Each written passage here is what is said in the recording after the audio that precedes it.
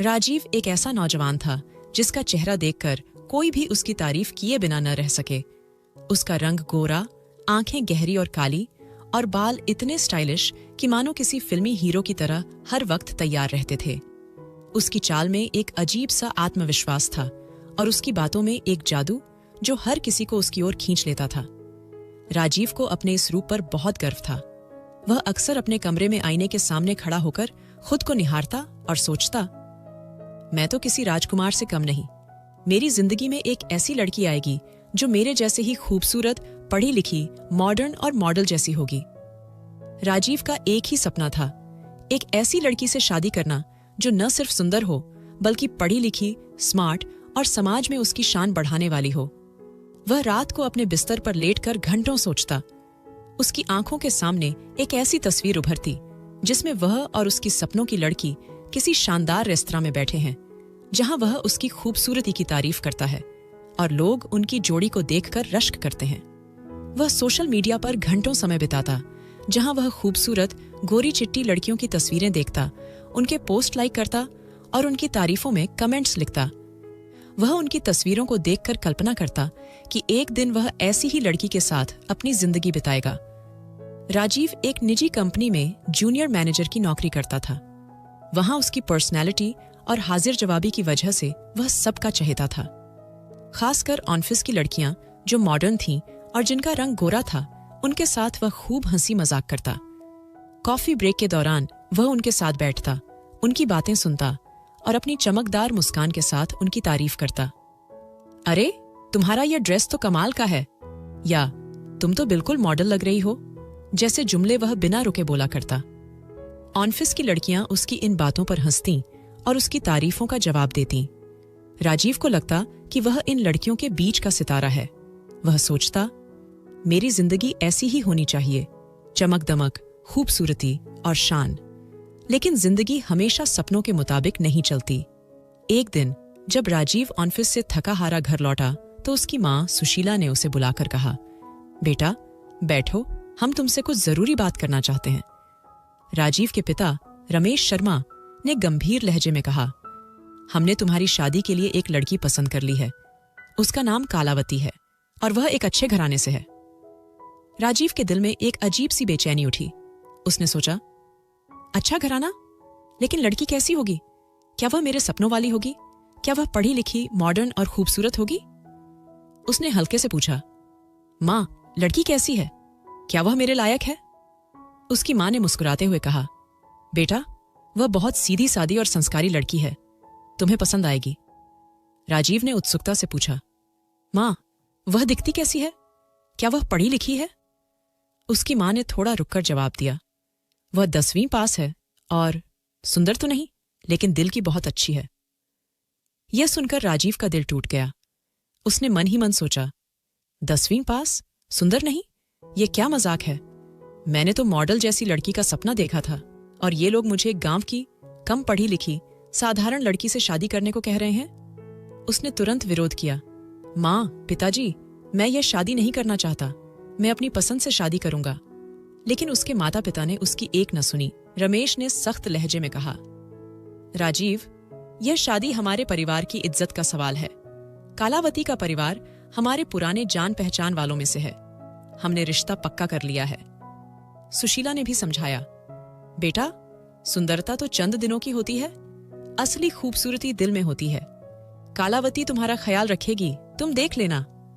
लेकिन राजीव का मन इन बातों को मानने को तैयार नहीं था। उसने कई बार कोशिश की कि वह अपने माता पिता को मना ले, लेकिन उनके दबाव के आगे वह हार गया। समाज की परंपराओं, परिवार की इज्जत और माता पिता के आदेश के सामने उसकी एक न चली। आखिरकार राजीव की शादी कालावती से हो गई। शादी का दिन राजीव के लिए किसी बुरे सपने से कम नहीं था। जब उसने कालावती को पहली बार देखा तो उसका मन और भी उदास हो गया। कालावती का रंग काला था, चेहरा साधारण और उसका पहनावा गांव की सादगी को दर्शाता था। वह एक साधारण साड़ी में थी जिसमें कोई चमक दमक नहीं थी। वह न तो मॉडर्न थी, न ही पढ़ी लिखी और न ही राजीव के सपनों वाली खूबसूरत। उसकी आंखें नीचे की ओर थीं और चेहरे पर एक हल्की सी मुस्कान जो शायद शर्मिंदगी और घबराहट का मिश्रण थी। राजीव ने मन ही मन सोचा, यह मेरी जिंदगी का सबसे बुरा दिन है। मेरे सपने चूर चूर हो गए। शादी के बाद राजीव और कालावती एक छोटे से फ्लैट में रहने लगे, जो राजीव की कंपनी ने उसे किराए पर दिया था। लेकिन राजीव का मन कालावती को कभी स्वीकार नहीं कर पाया। वह दिन रात उसे ताने मारता। जब वह ऑफिस जाता तो वहां की गोरी चिट्टी लड़कियों के साथ हंसी मजाक करता, उनके साथ कॉफी पीता और सोशल मीडिया पर उनकी तस्वीरों को लाइक करता। वह उनकी तारीफों में डूबा रहता और उनकी पोस्ट पर कमेंट्स लिखता, जैसे वाह तुम तो किसी हीरोइन से कम नहीं, या यह तस्वीर तो कमाल की है। लेकिन जब वह घर लौटता तो कालावती को देखकर उसका मूड खराब हो जाता। वह कालावती को ताने देता, कहाँ मैंने सपने देखे थे और कहाँ मेरी शादी इस काली कलूटी से हो गई। तुम्हें देखकर तो लगता है जैसे कोई लाइट बंद कर दी हो और अंधेरा छा गया हो। वह हंसते हुए कहता, अगर मैं तुम्हें बाहर लेकर जाऊं तो लोग मुझ पर हंसेंगे। तुम दिखती ही ऐसी हो जैसे कोई भूतनी। ये ताने कालावती के दिल में तीर की तरह चुभते। वह चुपके चुपके अपने कमरे में जाकर रोती, लेकिन कभी राजीव को जवाब नहीं देती। वह सोचती, मैं क्या करूं, ये मेरी किस्मत है। मैंने तो कभी राजीव का बुरा नहीं चाहा। कालावती एक साधारण सी लड़की थी, जिसे अपनी जिंदगी से ज्यादा परिवार की इज्जत और रिश्तों की अहमियत समझ थी।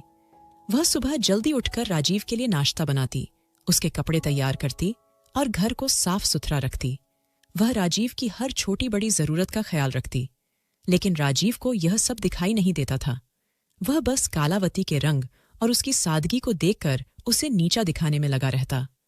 एक दिन जब कालावती ने राजीव के लिए उसकी पसंदीदा खिचड़ी बनाई तो राजीव ने खाना देखकर मुंह बनाया और कहा, यह क्या बनाया है? तुम्हें तो कुछ आता ही नहीं। मेरी जिंदगी बर्बाद हो गई तुम्हारे साथ। कालावती ने चुपचाप सिर झुका लिया और रसोई में चली गई। वहां वह अकेले में रोई, लेकिन उसने राजीव को कुछ नहीं कहा। कालावती की चुप्पी राजीव को और भी गुस्सा दिलाती थी। उसे लगता, यह तो जवाब भी नहीं देती, कितनी बेकार है यह। वह कालावती को और ताने मारता। एक शाम जब कालावती ने राजीव के लिए चाय बनाकर लाई तो राजीव ने चाय का कप देखकर कहा, यह क्या, चाय भी काली बना दी? तुम तो हर चीज को अपने रंग में रंग देती हो। कालावती ने फिर भी कुछ नहीं कहा। वह चुपचाप वापस रसोई में चली गई और अपने आंसुओं को छिपा लिया। कालावती की जिंदगी अब एक रूटीन बन चुकी थी। वह सुबह उठती, घर के काम करती, राजीव के लिए खाना बनाती और फिर चुपचाप अपने दुख में डूब जाती। वह सोचती, क्या मेरा रंग ही मेरी गलती है? क्या मैं इतनी बुरी हूं कि राजीव मुझे कभी स्वीकार नहीं करेगा? लेकिन वह अपने दुख को किसी से कह नहीं पाती थी। उसके मायके में भी वह अपनी तकलीफें नहीं बताती थी, क्योंकि उसे डर था कि इससे उसके परिवार की इज्जत पर आंच आएगी। वह बस चुप रहती और अपने काम में लगी रहती। राजीव की जिंदगी दो हिस्सों में बंट गई थी। एक तरफ वह ऑफिस में अपनी मॉडर्न गोरी चिट्टी सहकर्मियों के साथ हंसी मजाक करता और दूसरी तरफ घर पर कालावती को ताने मारता। उसे कालावती की चुप्पी से सुकून मिलता था, क्योंकि उसे लगता था कि वह उस पर हावी है। वह सोचता, यह तो मेरे सामने कुछ बोल भी नहीं सकती। लेकिन कालावती की चुप्पी के पीछे का दर्द राजीव कभी नहीं समझ पाया। वह नहीं जानता था कि हर ताना, हर मजाक कालावती के दिल को और गहरी चोट पहुंचाता था। एक दिन जब राजीव ऑफिस से देर रात लौटा तो उसने देखा कि कालावती ने उसके लिए खाना गर्म करके रखा था। लेकिन राजीव का मूड उस दिन और भी खराब था। उसने खाना देखकर कहा, तुम्हें बस यही आता है, खाना बनाना, वह भी ढंग से नहीं। मेरे दोस्तों की बीवियां तो इतनी स्मार्ट हैं और तुम तो बस एक गांव की साधारण सी औरत हो। कालावती ने फिर भी कुछ नहीं कहा। वह चुपचाप अपने कमरे में चली गई और अपने तकिए में मुंह छिपाकर रोने लगी। ऐसे ही दिन बीतते गए। राजीव का व्यवहार कालावती के लिए और सख्त होता गया। वह हर छोटी बड़ी बात पर उसे ताने मारता, कभी उसके खाने पर, कभी उसके कपड़ों पर, तो कभी उसके रंग पर। कालावती हर बार चुप रहती। वह सोचती, शायद एक दिन राजीव मुझे समझेगा, शायद एक दिन वह मेरे दिल को देखेगा, मेरे रंग को नहीं। लेकिन वह दिन कभी नहीं आया। कालावती ने कभी राजीव को जवाब नहीं दिया। चाहे वह कितना ही ताना मारे, चाहे वह उसका कितना ही मजाक उड़ाए, कालावती चुप रहती। वह अपने दुख को अपने दिल में दबा लेती और अपने काम में लगी रहती। राजीव को उसकी चुप्पी से सुकून मिलता था, क्योंकि उसे लगता था कि वह कालावती पर हावी है। लेकिन कालावती की चुप्पी के पीछे का दर्द राजीव कभी नहीं समझ पाया। उसकी हर बात, हर ताना कालावती के दिल को चोट पहुंचाता था, लेकिन वह फिर भी खामोश रही। वह हर सुबह सूरज उगने से पहले उठती, रसोई में चली जाती और राजीव के लिए उसकी पसंद का नाश्ता तैयार करती। कभी वह पराठे बनाती, जिन्हें राजीव को मक्खन के साथ खाना पसंद था, तो कभी सादा सैंडविच, क्योंकि राजीव को ऑफिस में कुछ हल्का खाना अच्छा लगता था। वह राजीव के कपड़े प्रेस करती, उसकी जुराबें जोड़ी बनाकर रखती और उसकी ऑफिस की फाइलें सही जगह पर रखती। घर को चमकाने में वह कोई कसर नहीं छोड़ती थी। फर्श को झाड़ू पोछा करती, बर्तनों को चमकाती और पर्दों को धोकर साफ रखती। लेकिन राजीव की नजर में यह सब कुछ भी नहीं था। वह कालावती के रंग और उसकी सादगी को देखकर उसे नीचा दिखाने में कोई कमी नहीं करता था। तुम तो बस एक गांव की साधारण सी औरत हो, वह अक्सर ताने मारते हुए कहता। मेरी जिंदगी तुमने बर्बाद कर दी। अगर मेरी शादी किसी खूबसूरत पढ़ी लिखी लड़की से होती तो आज मैं कितना खुश होता। कालावती ये सारी बातें सुनती, लेकिन उसकी जुबान पर ताला लगा रहता। उसकी आंखें नीचे झुकी रहती और होंठ सिल गए, जैसे वह कोई मूक मूर्ति हो। वह कभी जवाब नहीं देती थी, क्योंकि उसके मन में एक गहरी उदासी थी। वह सोचती, राजीव के साथ गलत हुआ है। उसके माँ बाप ने उसकी शादी मुझसे जबरदस्ती करा दी। वह तो मुझसे नफरत करता है और शायद यह उसका हक है। कालावती का मन बार बार खुद को दोष देता। वह रात को अपने छोटे से कमरे में, जहां एक पुराना सा पलंग और एक टूटी हुई अलमारी थी, अकेले बैठकर सोचती, अगर मैं गोरी होती, अगर मैं पढ़ी लिखी होती, अगर मैं शहर की उन लड़कियों की तरह मॉडर्न होती, तो शायद राजीव मुझे चाहता। यह विचार उसके मन में एक साए की तरह मंडराता रहता। वह अक्सर अपने तकिए में मुंह छिपाकर रोती, लेकिन सुबह उठकर फिर वही रूटीन शुरू कर देती। उसकी चुप्पी राजीव को और भी गुस्सा दिलाती थी।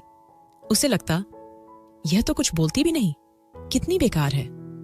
वह कालावती को और ताने मारता, जैसे कि उसकी चुप्पी उसकी कमजोरी हो। कालावती ने कई बार कोशिश की कि वह खुद को बदल ले।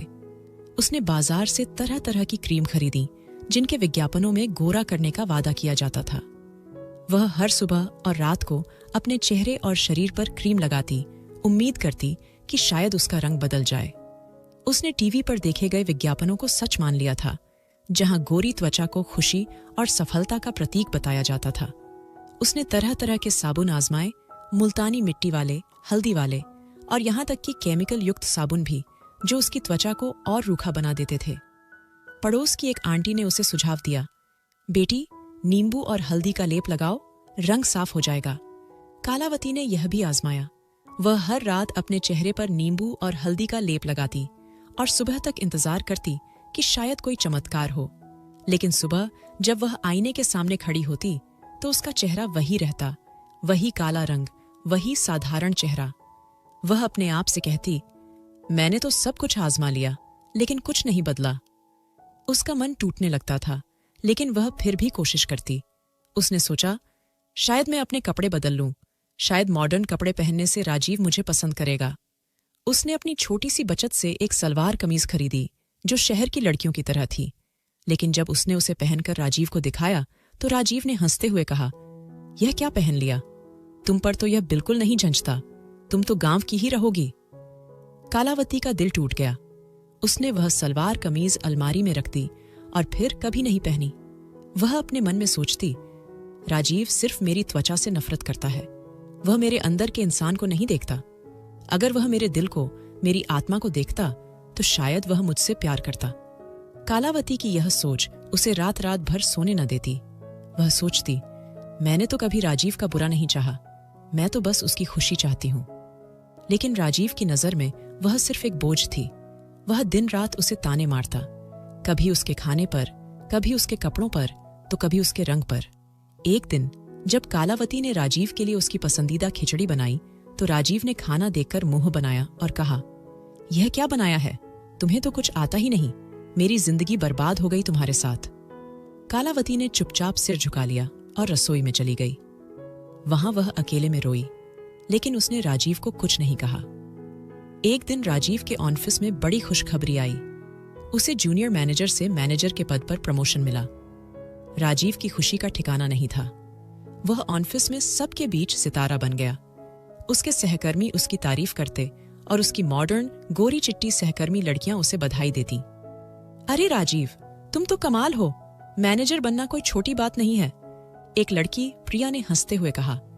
प्रिया ऑफिस की सबसे खूबसूरत लड़कियों में से एक थी और राजीव हमेशा उसकी तारीफ करता था। राजीव ने अपनी चमकदार मुस्कान के साथ जवाब दिया, हाँ प्रिया, अब तो और भी जिम्मेदारी बढ़ गई है, लेकिन मैं तैयार हूं। उसकी बातों में एक गर्व था, जैसे वह दुनिया का सबसे कामयाब इंसान हो। उस रात वह घर लौटा और उसने कालावती से कहा, मैं मैनेजर बन गया हूं। इस वीकेंड को मैं घर पर एक बड़ी पार्टी रख रहा हूं। मेरे सारे दोस्त आएंगे। तुम सब कुछ अच्छे से तैयार रखना। कालावती ने सिर हिलाकर हामी भरी। उसने सोचा, शायद यह मौका है जब मैं राजीव को दिखा सकूं कि मैं भी कुछ कर सकती हूं। उसने दिन रात मेहनत शुरू कर दी। उसने घर को सजाया, दीवारों को साफ किया, फूलों की मालाएं लटकाईं और तरह तरह के पकवान बनाए। उसने राजीव की पसंद की बिरयानी, पनीर टिक्का और गुलाब जामुन बनाए। उसने अपने लिए एक नई साड़ी भी खरीदी जो साधारण थी, लेकिन उसने सोचा कि शायद राजीव को पसंद आए। वह चाहती थी कि इस मौके पर राजीव उसे थोड़ा सम्मान दे, थोड़ा प्यार दे। पार्टी का दिन आ गया। राजीव ने अपने सारे दोस्तों को बुलाया था। उसके ऑफिस के सहकर्मी जैसे प्रिया और उसकी दोस्त रिया, उसके पुराने कॉलेज के दोस्त जैसे विक्रम और राहुल, और कुछ रिश्तेदार भी आए। घर में रौनक थी। मॉडर्न और खूबसूरत लड़कियां, जिन्हें राजीव ने खास तौर पर बुलाया था, अपनी चमक दमक के साथ वहां मौजूद थीं। उनके कपड़े ब्रांडेड थे, उनके चेहरों पर मेकअप की चमक थी और उनकी बातों में एक आत्मविश्वास था। हर कोई राजीव की तरक्की की तारीफ कर रहा था। अरे राजीव, तुम तो कमाल कर गए। मैनेजर बनना कोई छोटी बात नहीं है, विक्रम ने कहा। राजीव अपनी तारीफों में डूबा हुआ था। वह अपनी सहकर्मी लड़कियों के साथ हंसी मजाक कर रहा था, उनकी तारीफें कर रहा था और उनकी बातों में मशगूल था। कालावती ने मेहमानों की खातिरदारी में कोई कसर नहीं छोड़ी। वह चुपचाप हर किसी के लिए खाना परोस रही थी, चाय कॉफी ला रही थी और मेहमानों का ध्यान रख रही थी। उसकी साड़ी साधारण थी और उसका चेहरा नीचे की ओर था। वह मेहमानों से ज्यादा बात नहीं करती थी, क्योंकि उसे डर था कि कहीं कोई उसका मजाक न उड़ाए। लेकिन राजीव ने उसे एक बार भी तारीफ नहीं की। वह बस अपनी दुनिया में खोया रहा। जब कुछ मेहमानों ने राजीव से कहा, अरे अपनी बीवी से मिलवाओ, तो राजीव ने कालावती को बुलाया। कालावती शर्माते हुए आई। उसने अपनी साड़ी को ठीक किया और मेहमानों से औपचारिक बात की, लेकिन राजीव के चेहरे पर एक बेचैनी थी। वह नहीं चाहता था कि कालावती ज्यादा देर तक मेहमानों के सामने रहे। जब कालावती खाना परोसने के लिए रसोई में चली गई, तो राजीव के दोस्तों ने उसे घेर लिया। विक्रम ने हंसते हुए कहा, अरे राजीव, तू तो इतना हैंडसम है, और यह क्या, तूने इस काली कलूटी से शादी कर ली? शहर में इतनी अच्छी लड़कियां थीं, क्या कमी पड़ गई थी? राहुल ने भी तंज कसते हुए कहा, हाँ यार, तू तो मॉडल जैसी लड़की डिजर्व करता था, यह क्या बात हो गई? राजीव ने गुस्से में कहा, अरे क्या करूं यार, मेरी माँ और पिताजी ने मिलकर मेरी शादी इससे करवा दी। मैं तो बिल्कुल नहीं चाहता था। उसके दोस्तों ने उसे और भड़काया। प्रिया, जो वहां पास ही खड़ी थी, ने हंसते हुए कहा, राजीव, तू तो फंस गया। ऐसी बीवी के साथ कैसे रहता है तू? इन बातों ने राजीव के मन में आग लगा दी। वह पहले से ही कालावती से नाराज था और अब उसके दोस्तों की बातें सुनकर उसका गुस्सा और बढ़ गया। उसने कालावती को फिर से बुलाया और स्टेज पर सबके सामने खड़ा कर दिया। उसने जोर से कहा, देखो, यही है मेरी बीवी। मेरे माँ बाप ने मेरी जिंदगी बर्बाद कर दी इस काली कलूटी से शादी करके। उसने कालावती की ओर इशारा करते हुए कहा, देखो, इसे देखकर तो लगता है जैसे कोई अंधेरा छा गया हो। मैं इसे बाहर कैसे ले जाऊं? लोग मुझ पर हंसेंगे। उसने हंसते हुए आगे कहा, यह तो कुछ बोलती भी नहीं, बस चुप रहती है जैसे कोई मूर्ख हो। कालावती स्टेज पर खड़ी थी और राजीव की हर बात उसके दिल को चीर रही थी। वहां मौजूद लोग चुप हो गए। कुछ लोग असहज होकर एक दूसरे की ओर देखने लगे। कालावती की आंखों में आंसू छलक आए। वह खड़ी खड़ी रोने लगी, लेकिन उसने कुछ नहीं कहा। उसकी आंखों से आंसू टपक रहे थे और उसका चेहरा लाल हो गया था। राजीव को कोई फर्क नहीं पड़ा। वह हंसते हुए अपने दोस्तों की ओर मुड़ा और बोला, देखा, मैंने कहा था ना, ये तो कुछ बोलती भी नहीं। वहां मौजूद राजीव के माता पिता सुशीला और रमेश भी चुप रहे। सुशीला की आंखें नम थीं, लेकिन वह कुछ नहीं बोली। रमेश ने सिर झुका लिया, क्योंकि वह मेहमानों के सामने कुछ नहीं कहना चाहता था। कालावती का दिल टूट चुका था। वह स्टेज पर खड़ी खड़ी सोच रही थी, बस अब बहुत हो गया। मैं इस अपमान को और नहीं सह सकती। मैं इसकी जिंदगी से हमेशा के लिए चली जाऊंगी। उसने मन ही मन फैसला कर लिया कि वह अब इस घर में नहीं रहेगी। पार्टी खत्म होने के बाद जब मेहमान चले गए, कालावती चुपचाप अपने कमरे में गई। उसने अपनी साड़ी उतारी, एक साधारण सी सलवार कमीज पहनी और बिना किसी को कुछ बताए घर से निकल गई। उसने कोई चिट्ठी नहीं छोड़ी, कोई शोर शराबा नहीं किया। वह बस चुपके से निकल गई, जैसे वह कभी इस घर का हिस्सा थी ही नहीं। उस रात न तो राजीव को पता था, न उसके सास ससुर को, और न ही किसी और को। कालावती कहाँ चली गई यह कोई नहीं जानता था। जब सुबह राजीव उठा तो उसे घर में कालावती नहीं दिखी। उसने सोचा शायद कहीं बाहर गई होगी। उसने ज्यादा ध्यान नहीं दिया और अपने ऑफिस चला गया। लेकिन जब दिन बीतने लगा और कालावती का कोई अता पता नहीं चला तो उसकी मां ने चिंता जताई। यह लड़की कहाँ चली गई, कुछ बताया भी नहीं। रमेश ने कहा शायद अपने मायके चली गई होगी। लेकिन जब उन्होंने कालावती के मायके में फोन किया तो वहां भी कोई खबर नहीं थी। कालावती सचमुच गायब हो चुकी थी। राजीव को इस बात से कोई फर्क नहीं पड़ा। वह मन ही मन खुश था। उसने अपने दोस्तों से कहा अच्छा हुआ मेरी जिंदगी से चली गई, अब मैं अपनी मर्जी से जी सकता हूं। वह अपनी तरक्की का जश्न मनाने में मस्त हो गया। वह अपने दोस्तों के साथ बाहर घूमने लगा, ऑफिस की खूबसूरत लड़कियों के साथ हंसी मजाक करता और कालावती को पूरी तरह भूल गया। लेकिन कालावती का जाना सिर्फ एक शुरुआत थी। वह कहाँ गई यह रहस्य बन गया। कालावती के जाने के बाद राजीव की जिंदगी में कोई खास बदलाव नहीं आया। उसे कालावती की अनुपस्थिति का 1% भी फर्क नहीं पड़ा। वह तो उल्टा खुश था, जैसे कोई बोझ उसके कंधों से हट गया हो। कालावती को गए हुए अब 1 साल हो चुका था और इस 1 साल में राजीव ने उसे एक पल के लिए भी याद नहीं किया। उसका मन अब पूरी तरह अपनी नई जिंदगी में रम चुका था। कालावती के जाने के कुछ महीने बाद ही राजीव ने अपने ऑफिस की एक खूबसूरत और मॉडर्न लड़की प्रिया से शादी कर ली थी। प्रिया वही लड़की थी जिसकी तारीफ राजीव हमेशा करता था। उसका रंग गोरा था, चेहरा मॉडल जैसा और बातों में एक मॉडर्न अंदाज। राजीव को लगता था कि अब उसकी जिंदगी वही है जिसका उसने हमेशा सपना देखा था। प्रिया के साथ राजीव की जिंदगी रंगीन थी। वह हर शाम अपने दोस्तों के साथ बाहर जाता, प्रिया के साथ रेस्तरां में डिनर करता और सोशल मीडिया पर उनकी तस्वीरें डालता। वह प्रिया की तारीफों में डूबा रहता और प्रिया भी उसकी हैंडसम पर्सनैलिटी की दीवानी थी। दोनों हंसी मजाक में खोए रहते और राजीव को लगता कि अब उसकी जिंदगी परफेक्ट है। वह अपने दोस्तों के साथ बैठकर हंसता और कहता अब तो मेरी जिंदगी में सब कुछ है, खूबसूरत बीवी, अच्छी नौकरी और शानदार जिंदगी। लेकिन उसे नहीं पता था कि यह खुशी का दौर ज्यादा दिन नहीं टिकने वाला था। उसकी बर्बादी का दिन धीरे धीरे करीब आ रहा था। सबसे पहले राजीव को एक ऐसा झटका लगा जिसने उसके पैरों तले की जमीन खींच ली। उसके माता पिता सुशीला और रमेश एक सड़क हादसे में अचानक गुजर गए। यह खबर राजीव के लिए किसी बिजली गिरने से कम नहीं थी। वह टूट गया। उसके माता पिता ही वह लोग थे जिन्होंने उसकी जिंदगी को हर कदम पर संभाला था, भले ही उसने उनकी बातों को कभी गंभीरता से नहीं लिया। उनकी मृत्यु ने राजीव को अंदर तक हिला दिया। वह उनके अंतिम संस्कार में शामिल हुआ, लेकिन उसका मन सुन्न था।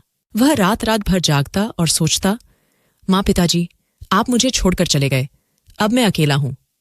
प्रिया ने उसे थोड़ा संभालने की कोशिश की, लेकिन वह भी जल्दी ही अपनी जिंदगी में व्यस्त हो गई। वह राजीव से कहती, रोने से क्या होगा, जिंदगी तो चलती रहती है। लेकिन राजीव का मन अब पहले जैसा नहीं था। वह अपने माता पिता की यादों में खोया रहता। उसे याद आता कि कैसे उसकी मां ने कालावती को चुना था और कैसे उसने उनकी बात को ठुकराकर कालावती को ताने मारे थे।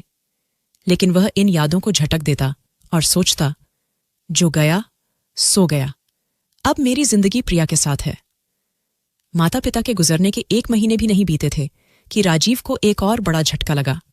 उसकी कंपनी में बड़े पैमाने पर छंटनी हुई और राजीव की नौकरी चली गई। जिस मैनेजर के पद पर वह इतना इतराता था, वह अब उससे छिन गया।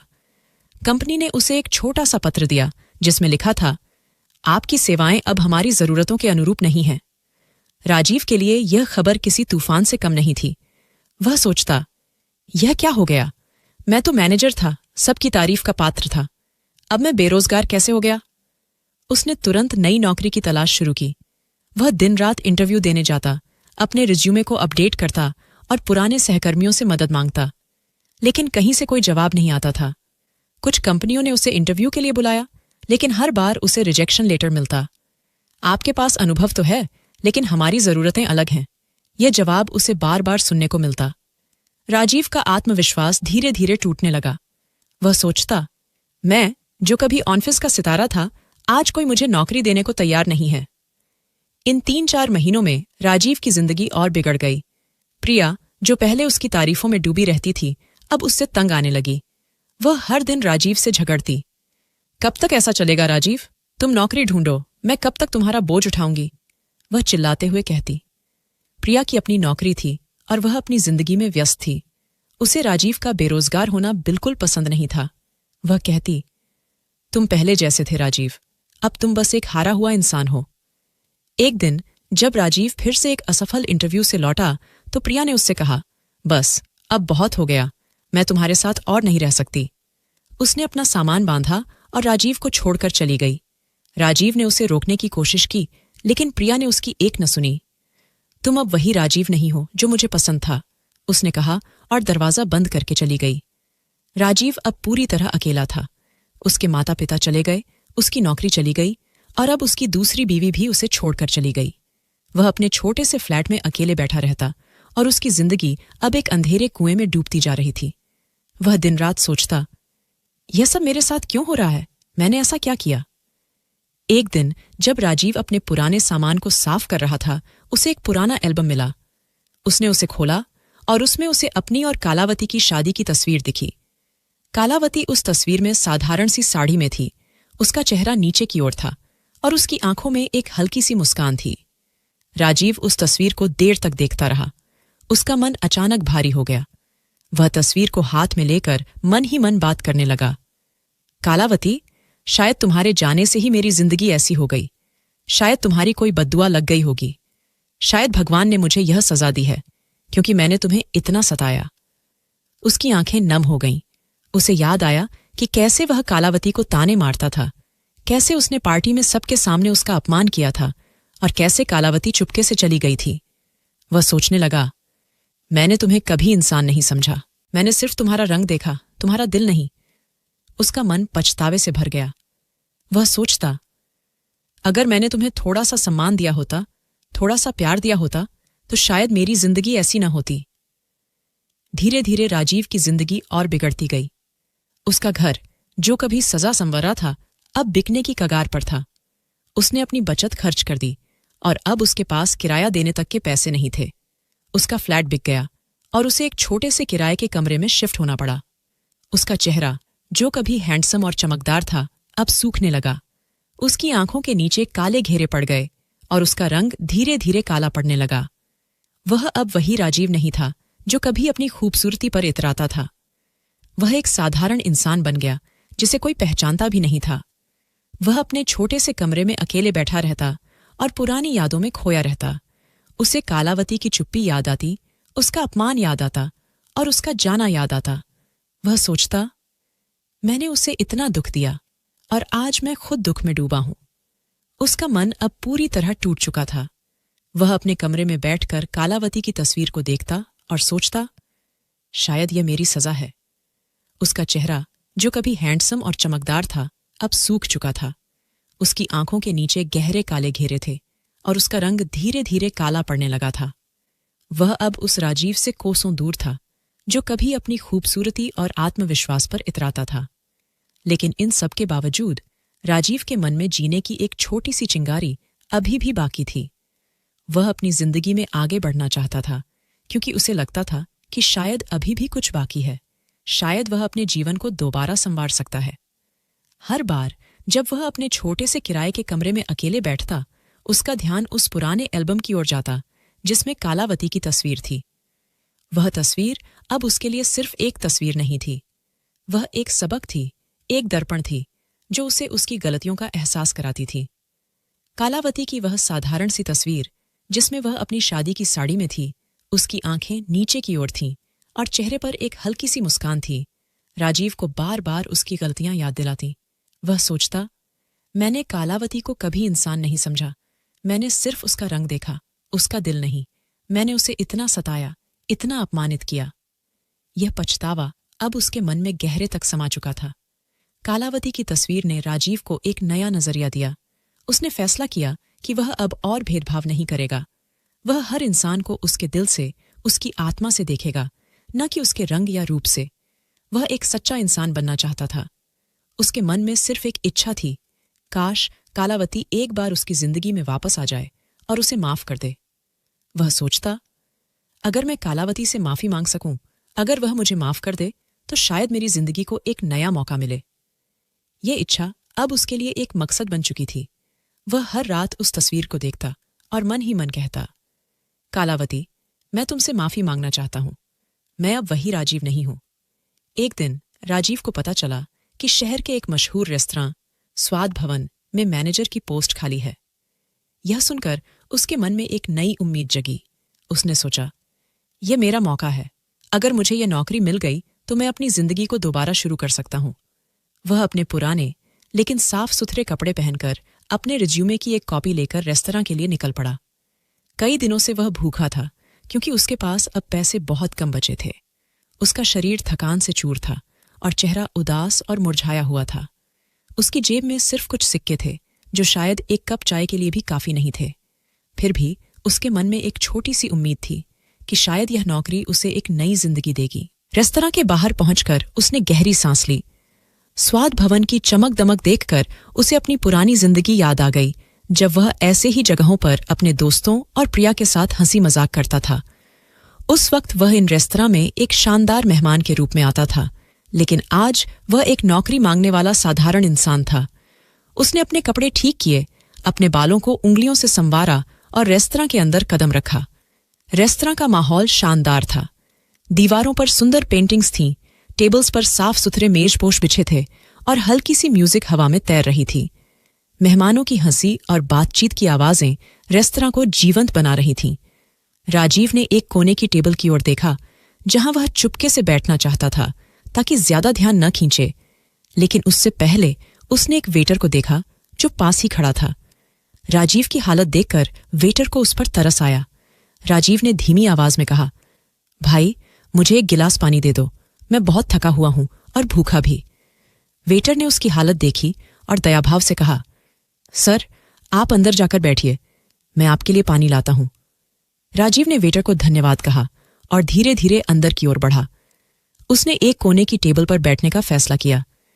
वह अपने रिज्यूमे को एक बार फिर देखने लगा, यह सुनिश्चित करने के लिए कि सब कुछ ठीक है, लेकिन उसका मन बेचैन था। वह सोच रहा था, क्या मुझे यह नौकरी मिलेगी? क्या मैं सचमुच अपनी जिंदगी को दोबारा शुरू कर पाऊंगा? जैसे ही राजीव टेबल पर बैठा और अपने रिज्यूमे को व्यवस्थित करने लगा, उसकी नजर रेस्तरां के एक कोने पर पड़ी। वहां एक महिला खड़ी थी जो सूट बूट में थी। वह रेस्तरां के स्टाफ को कुछ निर्देश दे रही थी और उसका लहजा इतना आत्मविश्वास से भरा था कि हर कोई उसकी बात ध्यान से सुन रहा था। राजीव ने उसकी ओर ध्यान से देखा और अचानक उसका दिल जोर से धड़कने लगा। वह महिला कोई और नहीं, कालावती थी। लेकिन यह वही कालावती नहीं थी जिसे वह जानता था। यह कालावती अब पहले जैसी साधारण गांव की लड़की नहीं थी। वह एक आत्मविश्वास से भरी पेशेवर महिला थी जो एक स्टाइलिश ब्लैक सूट में थी। उसका चेहरा अब पहले से ज्यादा चमक रहा था और उसकी आंखों में एक नई रोशनी थी। वह बेहद खूबसूरत और ग्रेसफुल लग रही थी, जैसे वह इस रेस्तरां की मालकिन हो। राजीव की आंखें फटी की फटी रह गईं। वह सोच नहीं पा रहा था कि यह वही कालावती है जिसे वह कभी काली कलूटी कहकर ताने मारता था। उसने खुद की ओर देखा। उसके कपड़े पुराने और फटे हुए थे, चेहरा मुरझाया हुआ था और वह अब एक साधारण टूटा हुआ इंसान था। उसे अपने आप पर शर्मिंदगी महसूस हुई। वह सोचने लगा, मैंने उसे इतना नीचा दिखाया और आज वह कहाँ है और मैं कहाँ हूं? वह इस रेस्तरां में इतने आत्मविश्वास के साथ खड़ी है और मैं एक नौकरी मांगने वाला भिखारी बन गया हूं। उसका मन पछतावे से भर गया।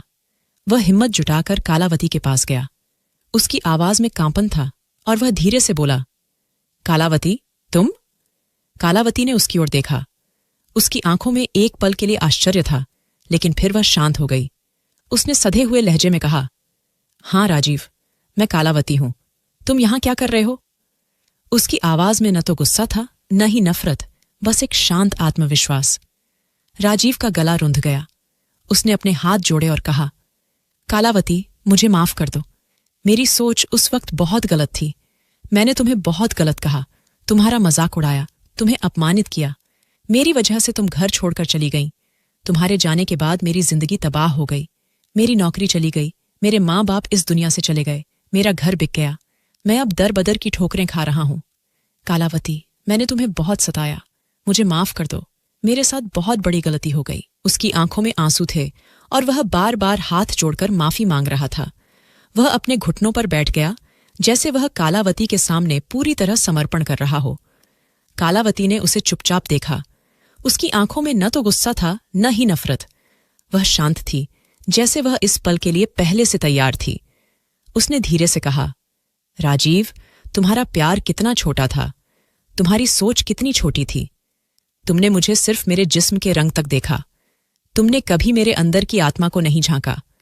आज तुम खुद को देखो, तुम कहाँ खड़े हो, और मुझे देखो, मैं आज एक स्वतंत्र महिला हूं।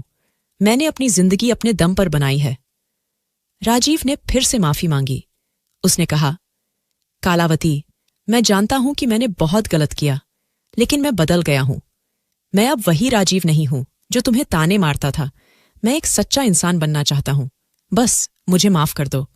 उसकी आवाज में सच्चाई थी और उसका चेहरा पछतावे से भरा था। वह बार बार कालावती की ओर देख रहा था, जैसे उसे एक आखिरी मौका चाहिए हो। कालावती ने एक गहरी सांस ली और कहा, राजीव, मैंने तुम्हें बहुत पहले माफ कर दिया था। मैं तुमसे नफरत नहीं करती। मैंने अपनी जिंदगी में आगे बढ़ना सीख लिया है। तुम भी अपनी जिंदगी में आगे बढ़ो। उसकी बातों में एक शांति थी, एक आत्मविश्वास था जो राजीव को और भी शर्मिंदगी महसूस करा रहा था। उसने पूछा, कालावती, तुम यहां क्या कर रही हो? तुम इतनी बदल गई हो। कालावती ने शांत स्वर में अपनी कहानी सुनाई।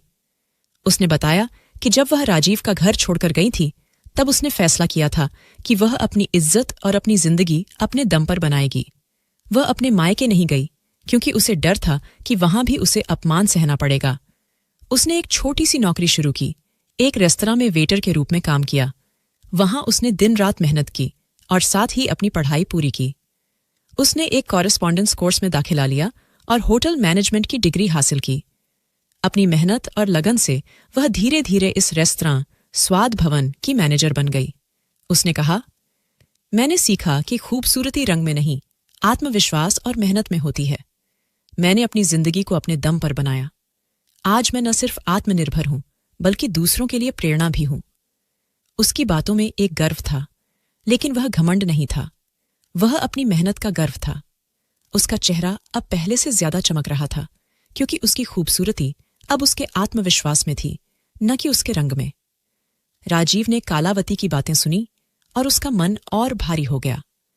उसे एहसास हुआ कि उसने कितना बड़ा खजाना खो दिया था। उसने कहा, कालावती, तुमने मुझे माफ कर दिया, लेकिन मैं खुद को कभी माफ नहीं कर पाऊंगा। मैंने तुम्हें इतना दुख दिया और आज तुम इतने ऊंचे मुकाम पर हो। मैं तो बस एक हारा हुआ इंसान हूं। कालावती ने मुस्कुराते हुए कहा, राजीव, अब पछताने से कुछ नहीं होगा। अपनी जिंदगी को दोबारा शुरू करो, मेहनत करो और एक अच्छा इंसान बनो। उसने एक गिलास पानी मंगवाया और राजीव को देते हुए कहा, तुम यहां नौकरी के लिए आए हो ना? मैं तुम्हारा इंटरव्यू लूंगी, लेकिन यह मेरी दया नहीं है, यह तुम्हारा मौका है। अगर तुम मेहनत करोगे तो मैं तुम्हें नौकरी दूंगी। राजीव की आंखें चमक उठीं। उसे विश्वास नहीं हो रहा था कि कालावती उसे इतना बड़ा मौका दे रही है। उसने तुरंत कहा, कालावती, मैं वादा करता हूं कि मैं मेहनत करूंगा। मैं तुम्हें निराश नहीं करूंगा। कालावती ने सिर हिलाया और कहा, ठीक है राजीव, तुम्हारा इंटरव्यू कल सुबह होगा, तैयार रहना। अगले दिन राजीव ने पूरी तैयारी के साथ इंटरव्यू दिया। उसने अपनी सारी मेहनत और ईमानदारी दिखाई। कालावती ने उसका इंटरव्यू लिया और उसकी मेहनत से प्रभावित हुई। उसने राजीव को रेस्तरां में असिस्टेंट मैनेजर की नौकरी दे दी। राजीव के लिए यह एक नई शुरुआत थी। वह कालावती के अधीन काम करने लगा और उसने दिन रात मेहनत शुरू कर दी। वह रेस्तरां के काम में पूरी तरह डूब गया। मेहमानों की खातिरदारी करता, स्टाफ को निर्देश देता और हर छोटी बड़ी जिम्मेदारी को पूरी ईमानदारी से निभाता। लेकिन जैसे जैसे समय बीता, राजीव के मन में पुरानी आदतें फिर से जागने लगीं। वह कालावती की उदारता को देखकर धीरे धीरे मनमानी करने की कोशिश करने लगा। वह सोचता, कालावती ने मुझे माफ कर दिया है, तो शायद वह मुझसे फिर से प्यार करने लगेगी। वह कालावती के आसपास ज्यादा समय बिताने की कोशिश करता। कभी वह उससे बेवजह बात करने की कोशिश करता तो कभी उसकी तारीफ करता। वह कहता, कालावती, तुमने रेस्तरां को बहुत अच्छे से संभाला है, तुम सचमुच कमाल हो। लेकिन कालावती उसकी इन बातों को हल्के में लेती। वह शांत रहती और कहती, राजीव, तुम अपना काम करो, मैंने तुम्हें नौकरी दी है, इसका मतलब यह नहीं कि मैं तुम्हारे साथ कोई और रिश्ता चाहती हूं। राजीव के मन में एक उम्मीद बनी रहती थी। वह सोचता, शायद एक दिन मैं कालावती को मना लूंगा, शायद वह मेरी जिंदगी में वापस आ जाएगी। वह दिन रात इस उम्मीद में जीता था। वह कालावती को देखता, उसकी मेहनत और आत्मविश्वास को देखता और सोचता, मैंने इसे पहले क्यों नहीं देखा? अगर मैंने उस वक्त इसका दिल देखा होता तो शायद मेरी जिंदगी ऐसी न होती। लेकिन कालावती अब एक ऐसी महिला थी जिसने अपनी जिंदगी को अपने दम पर बनाया था। वह राजीव के लिए सिर्फ एक सहानुभूति रखती थी, न कि प्यार। उसने राजीव को नौकरी दी थी क्योंकि वह चाहती थी कि वह भी अपनी जिंदगी को दोबारा शुरू करे। लेकिन वह यह भी स्पष्ट कर चुकी थी कि वह उसके साथ कोई नया रिश्ता नहीं चाहती। राजीव को कालावती की माफी और नौकरी ने एक नया मौका दिया था। वह अब रेस्तरां में काम करता था और धीरे धीरे अपनी जिंदगी को संवारने की कोशिश कर रहा था। लेकिन उसके मन में कालावती को दोबारा पाने की एक छोटी सी उम्मीद हमेशा बनी रहती थी। वह दिन रात मेहनत करता, लेकिन साथ ही यह सोचता कि शायद एक दिन कालावती का दिल जीत लेगा। कालावती दूसरी ओर अपनी स्वतंत्र और आत्मविश्वास भरी जिंदगी में खुश थी। उसने राजीव को माफ कर दिया था, लेकिन वह अब एक ऐसी महिला थी जो अपने अतीत को पीछे छोड़ चुकी थी। राजीव की उम्मीद और कालावती की स्वतंत्रता इस कहानी का अंतिम रंग थी। एक ऐसा अंत जहां दोनों अपनी अपनी राहों पर थे, लेकिन एक दूसरे के लिए सिर्फ एक सबक बनकर रह गए। दोस्तों, वीडियो कैसा लगा? कमेंट कर